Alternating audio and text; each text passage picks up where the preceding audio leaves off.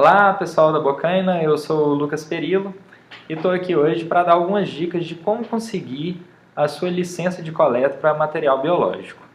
Como vocês sabem, grande parte dos projetos dentro da biologia da conservação é exigido que se colete alguns indivíduos das espécies. Isso é importante tanto para você gerar listas de espécies confiáveis, como saber riqueza em espécies de alguma região, a composição dessas espécies, e também para dados posteriores, de taxonomia, por exemplo. É impossível você descrever uma espécie nova sem ter o espécime ali na sua coleção.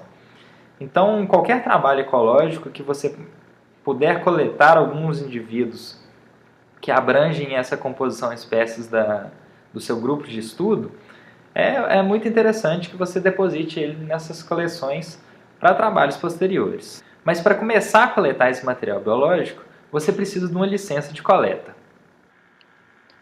Então, a primeira coisa a se fazer é cadastrar o seu nome na instituição que regulamenta essas licenças de coleta no Brasil. No nosso caso, o ICMBio, o Instituto Chico Mendes, que é ligado ao Ministério do Meio Ambiente, é o responsável pela emissão dessas licenças.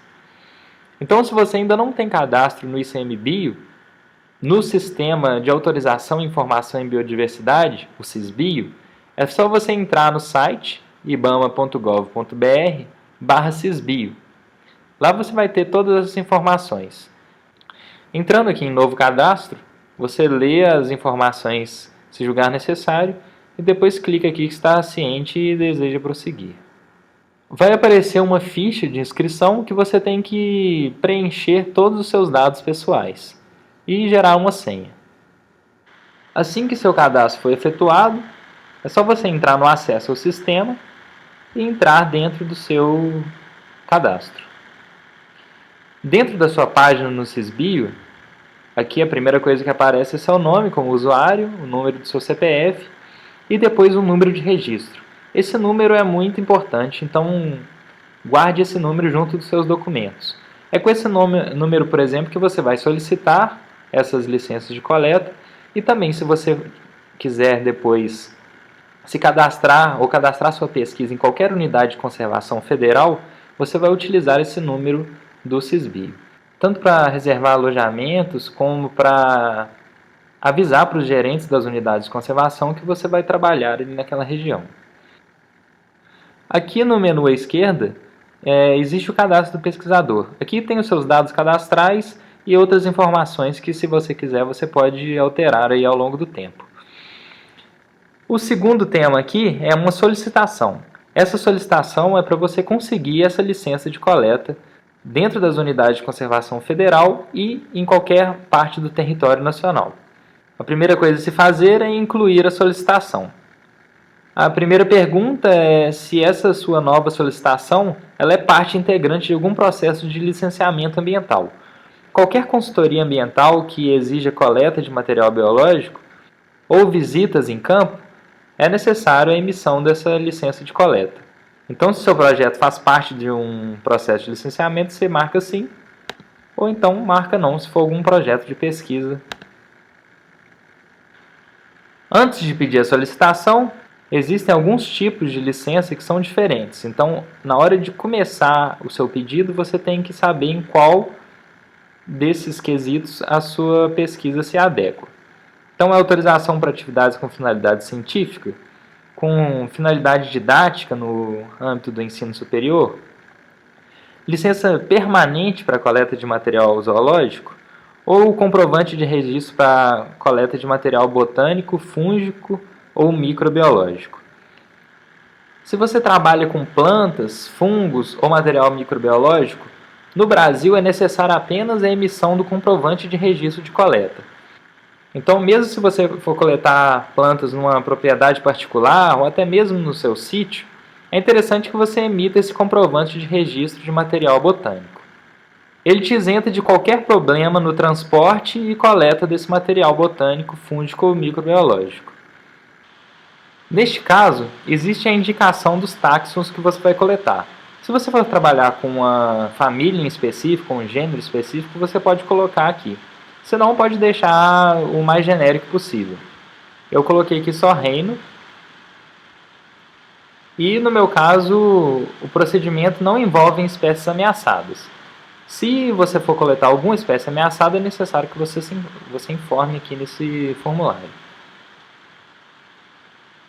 Depois desse processo, você submete esse registro e depois imprime o documento assim que ele for autorizado. Este, então, é o comprovante emitido pelo CISBio para a coleta de material botânico, fúngico ou microbiológico. Aqui existe a data de emissão, o número desse comprovante, é com ele que você vai comunicar com o CISBio se quiser alterar, se quiser renovar esse registro.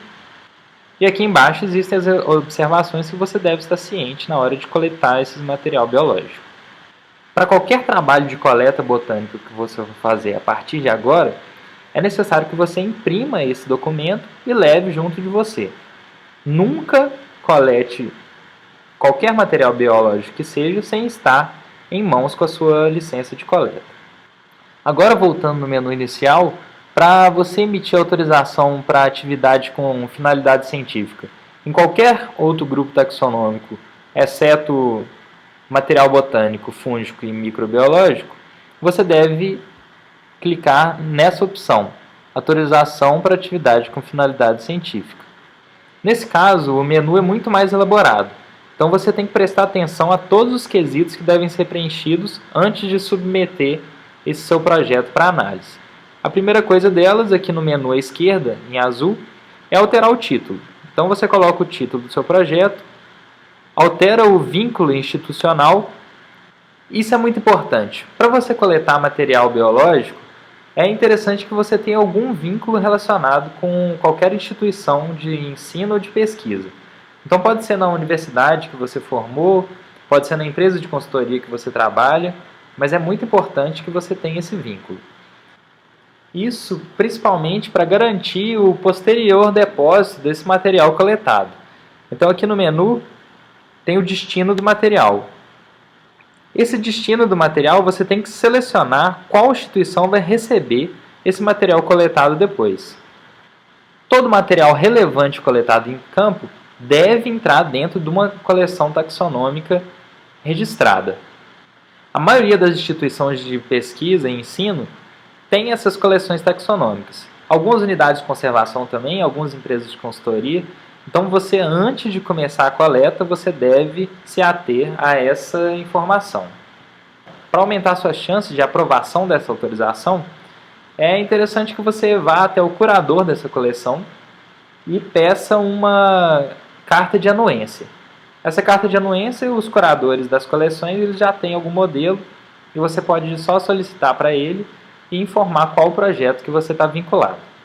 Voltando ao menu, a próxima aqui é atividades. Então aqui você vai colocar todas as atividades que você vai realizar nesse projeto. É coleta e transporte de espécimes de fauna? É coleta e transporte de amostras biológicas? As pesquisas vão ser realizadas dentro de unidades de conservação? Enfim, várias perguntas que são muito importantes serem respondidas com cautela. O ideal é que a sua solicitação seja o mais completa possível. Então confira todos esses itens antes de submeter a sua proposta. Aqui no menu à esquerda também existem opções de você indicar se você vai coletar substrato, quais são os táxons que você vai trabalhar, é no grupo dos invertebrados, quais famílias, qual ordem, e ainda qual é o material e métodos que você vai utilizar para a captura desses dados. Quais armadilhas vão ser utilizadas, para quais grupos taxonômicos, você vai ter método de marcação, você vai ter amostras biológicas. Enfim, é um protocolo bem completo. Voltando ao menu, agora você coloca os locais que você vai coletar. Então aqui você pode colocar quais são os municípios, se é dentro de unidade de conservação, se não é, se abrange cavernas que exige uma outra legislação. E a partir disso você pode colocar aqui todos os municípios que você vai coletar. O próximo, que eu já falei, é o destino do material. Logo abaixo tem instituição participante, que são parceiros. E aqui um quesito muito importante que é a equipe. Então aqui você vai colocar todos os estagiários, o seu orientador, o nome de todas as pessoas envolvidas no projeto. Logo abaixo tem o cronograma, tem a área do conhecimento na qual você vai trabalhar e os anexos. Aqui dentro dos anexos é interessante você anexar, por exemplo, o termo de anuência, a carta de anuência do curador da coleção biológica. Uma coisa importante de frisar é que, por exemplo, em RPPNs, que são reservas particulares do patrimônio natural, é necessário ter o aval do proprietário da unidade de conservação. Então, se você for trabalhar dentro de um RPPN, antes procure a autorização do proprietário. Depois de assinada, essa declaração também pode ser anexada aqui no pedido de licença de coleta. O próximo passo, então, é submeter para análise. Se qualquer um dos dados estiverem errados ou estiver faltando alguma informação, ele não deixa você submeter essa proposta. Então, antes de submeter essa sua proposta para o Sisbio, novamente, confira todos os dados, veja se todos os municípios estão presentes, se todas as pessoas estão na equipe, se todas as pessoas da equipe estão na lista, e depois submete para essa análise. Esse processo de análise ele pode demorar um pouco, mas assim que for emitida a sua licença de coleta, você deve imprimir essa licença de coleta e todas as vezes levar com você para o campo. Aqui na autorização de atividades com finalidade científica, existe o número, que é importante, a data de emissão e a data para revalidação. Você tem que ficar muito atento para essa data de revalidação, para que não tenha complicações na hora de renovar a sua licença de coleta. Então aqui na licença tem todas as informações importantes, título do projeto, o nome da instituição, qual que é a finalidade, o cronograma, a equipe. Então todas essas informações estão contidas dentro dessa autorização. E não menos importante é a inclusão do relatório. Esse relatório é necessário para que suas licenças de coleta sejam encerradas ou então renovadas. Então, cada autorização para atividade com finalidade científica tem um prazo para apresentação do relatório. Assim que seu projeto tenha acabado, ou se você quiser cancelar algum dos projetos, você tem que emitir esse relatório. Nesse relatório, você vai fornecer informações importantes para o Instituto Chico Mendes utilizar das suas unidades de conservação e da diversidade no território brasileiro. Informações sobre número de espécies coletadas, quantos indivíduos de cada uma das espécies, se existiam espécies ameaçadas, todas essas informações vão constar dentro do seu relatório final. E aí, entenderam mais ou menos como é que funciona essa plataforma de emissão de licenças de coleta? É claro que no início você vai ter alguma dificuldade, mas ao longo da sua vida acadêmica, quando você tiver que fazer esses relatórios, pedir outras licenças para outras regiões, isso vai ficar mais fácil na sua cabeça. Uma coisa interessante de lembrar também é que em alguns estados existe uma legislação específica para a unidade de conservação de âmbito estadual. Então, procure saber no seu estado se é necessária a emissão de outra licença emitida pelo órgão estadual para a execução de projetos científicos dentro dessa unidade. No caso de Minas Gerais, quem rege esse sistema de unidades de conservação estaduais é o IEF, o Instituto Estadual de Florestas. Para você conseguir a licença dentro dessas unidades de conservação, o processo é bem parecido com o Sisbio de âmbito federal. Basta acessar o site ief.mg.gov.br e no menu do canto esquerdo você vem aqui Pesquisas e Proteção à Biodiversidade. Vai aparecer um menu com pesquisa científica. Você vem aqui embaixo e lê como realizar pesquisa científica em unidade de conservação estadual. Vai aparecer uma série de documentos e o procedimento necessário para a realização de projetos com coleta de material biológico dentro das unidades de conservação estaduais. Lembrando que em cada estado tem um órgão que rege essas questões específicas de dentro de cada um dos estados. Entenderam tudo? Bem, como sempre, caso tenha alguma dúvida, pode entrar em contato pelo nosso e-mail ou então acessar o nosso blog biologiadaconservação.com.br. Até a próxima!